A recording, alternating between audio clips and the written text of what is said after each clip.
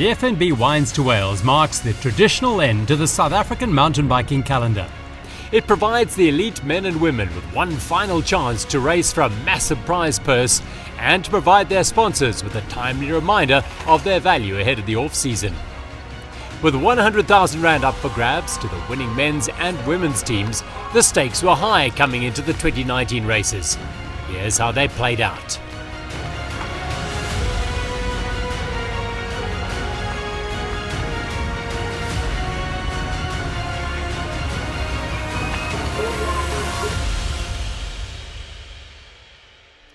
The opening weekend of the FNB Wines2Whales saw the elite women racing in the Chardonnay event. Featuring a women's-only start group at the front of the field, the racing would be unaffected by the age group men contesting for bragging rights. It's absolutely fantastic that Wines2Whales have offered that opportunity and really acknowledged the women's racing, and it is fantastic for us to have an open track. We keep the pace is high. Nobody else catches us, and it makes for a really undisturbed race. The racing was fierce from the off, despite the torrential rain which fell unrelentingly throughout stage one. The defending champions Candice Lill and Germany's Adelaide Morath rode to a commanding stage win. They claimed the stage honours 1 minute and 32 seconds ahead of the Dormakaba team of Robin de Groot and Amy McDougall. Yeah, it was from the start till the finish. It was pouring rain. It was really slippery out there. The mud is in your eyes. It was quite a difficult conditions. Stage 2 saw the weather improve and the gap between the leading two teams stabilise. Try as they might, the race leaders' faces could not shake Dormakaba. But nor could Dormakaba distance the women in yellow. The stage came down to a sprint finish, with Candice Lill and Adelaide Morath edging out Robin de Groot and Amy McDougall. This set up the race for a thrilling final stage. Only 1 minute and 34 seconds separated first and second. Well, I guess if we're going to go for overall victory, we can't just sit. We'll have to do something different. So Ames and I'll have to go to the drawing board and also just see how we feel tomorrow on the day. Meanwhile, there was drama further back in the women's field for Ariane Luthi and Samara Shepherd. The cross-spur team lost 20 minutes on the stage when Luthi destroyed her rear derailleur and was forced to run the final kilometres. Yeah, so we were riding up a hill and there was a wire to the side of the four-wheel drive, and Ariane didn't quite see it and rode into it, and it kind of collected the derailleur and jockey wheel and everything. So we tried to fix it and see what we could do, but it was pretty destroyed. So in the end, she had to run with the bike and a few pushes to get home. And it was a little bit disappointing. We were sitting in fourth and feeling good today, and but we got to the end, so at least we can start tomorrow.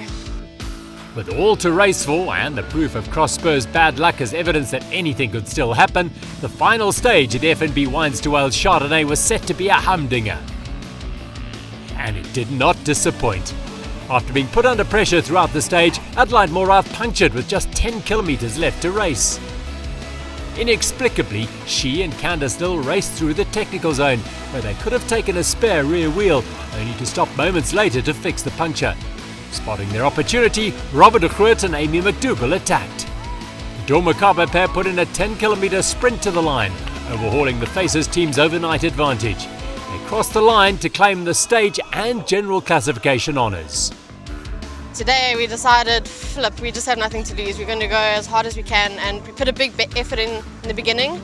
We got away from them, but then they caught up to us. And then, it's never nice to win because of a mechanical, but Adelaide punctured 10 Ks to finish, so we just sprinted, completely emptied the tank and sprinted for the finish for 10 Ks. Robin de Groot and Amy McDougall's stage 3 win saw them take the overall title by 1 minute and 3 seconds over Candice Lill and Adelaide Morath. Jenny Stennehaag and Nadine Reeder were third. The midweek pinotage event in the FNB Wines2Whales stable hosted the Varsity MTB race in 2019. The event saw men's and women's teams from 6 of South Africa's top universities race it out for the Varsity MTB crown. There was simply no stopping the University of Cape Town though, as they rode away with the overall honours.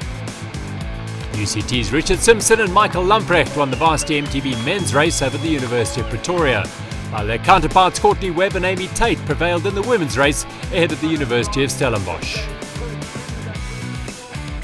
The 2019 series-ending Shiraz event is the third and final race of the FNB Wines2Whales. It features the elite men's race and a race for riders from historically disadvantaged communities. These young riders contested the Exaro jersey and a prize valued at 2.4 million rand, a bursary covering education from grade 1 to grade 12 for 2 students offered by Curo Schools. As in 2018, the victors were the BMT Fair Tree Academy team. Leander Tobungunya defended his title this time alongside Lorenzo Leroux. Vandaag was voor mij, ik voel het een beetje easy geweest. Want toen was heel pad samen, was een beetje hard van het begin af, maar toen was een beetje in de trek, toen Chris en ik daar ook eens en dat weet niet, wel ja teken, toen begon het net relaxed. Maar het was lekker om Wines2Whales weer om Exaro te kunnen winnen. En ja, dat mijn kennis lekker liever je dag net. Ja, zei, dank je Exaro en voor BMT. Race was very tough because we have a competition with Exaro guys, but it was easy for me. Ngoba dayazi road because I was been there last year. I enjoy. Everything was fine. BMT Fairtree held off the Exaro PWC1 team of Lucky Mklangeni and Enrique Davids to win the title by 14 minutes. Exaro RMB1's Tabisa Ringani and Kutso Klo were third. The field for the FNB Wines2Whales Shiraz Elite Men's Race featured the who's who of South African male mountain bikers. With 100,000 rand in play for the winning team, motivation levels were sky high and the opening stage did not disappoint.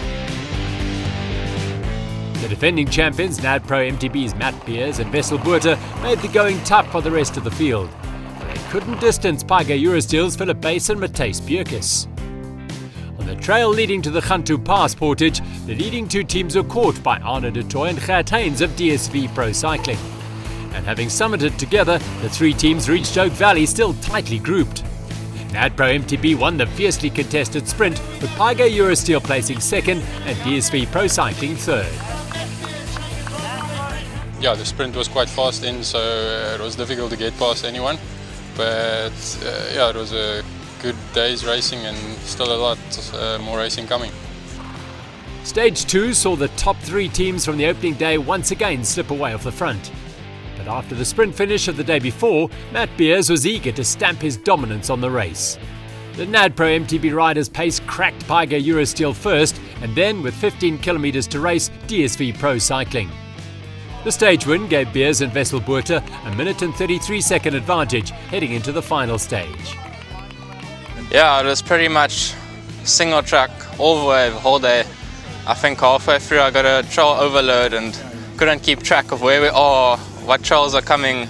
It was just single track, but yeah, it was great. The conditions were amazing, super grippy, and yeah, I loved all the trails today.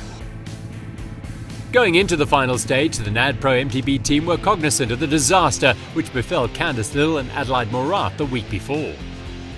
I know this route very well and I've done it many times, so it's a decent day, and you're gonna have to, like the women's race we saw, there was last minute drama, so yeah, we need to be on our toes and just ride our bikes, not overthink it really. Offense is the best form of defense in the NADPro MTB playbook, and they took the fight to DSV Pro Cycling after Paiga Eurosteel were unable to live with the early pace. After jockeying for an advantage in the first half of the stage, Arno de Toy and Gert Haynes slipped from Matt Beers and Wessel Botha's wheels on the stage's most significant climb. Thereafter, Beers and Botha had only to ride safely into the finish on the onerous beachfront.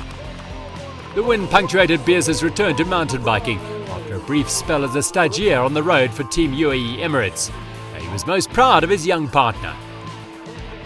Yeah, no, I mean, Wessel, I have huge faith in him, and I know how hard he trains and I know how strong he is. I mean, he's one of the best mountain bikers in SA, and he's super underrated because he's a quiet guy, but his legs speak for themselves. So yeah, I'm extremely proud of him, and he's developed into a great athlete, and I think everyone can see from winning last year to now, and he's just going to keep going up and up, and hopefully we can get some Africa jersey with him one day.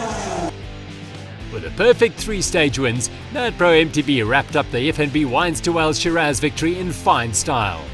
They finished 5 minutes up on the DSV Pro Cycling pair and nearly 7.5 minutes on Page Eurosteel.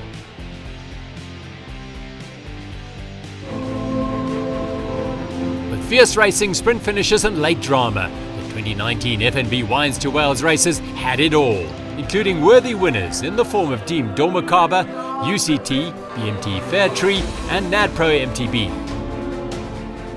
Behind the racing at the sharp end of the field, memories were made as the rain poured down and the trails were churned to mud for 2 of the 3 events at least.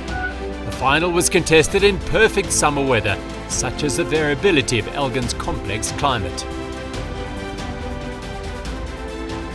The Springboks, meanwhile, did South Africa proud by winning the IRB Rugby World Cup, while the Shiraz riders cheered them on from afar, making for an even more memorable 11th edition. To exceed that excitement, the 12th FNB Wines2Whales will feature a reimagined route dubbed the Switchback from Hermanus to Lawrenceford. Join the adventure in 2020 to experience it for yourself.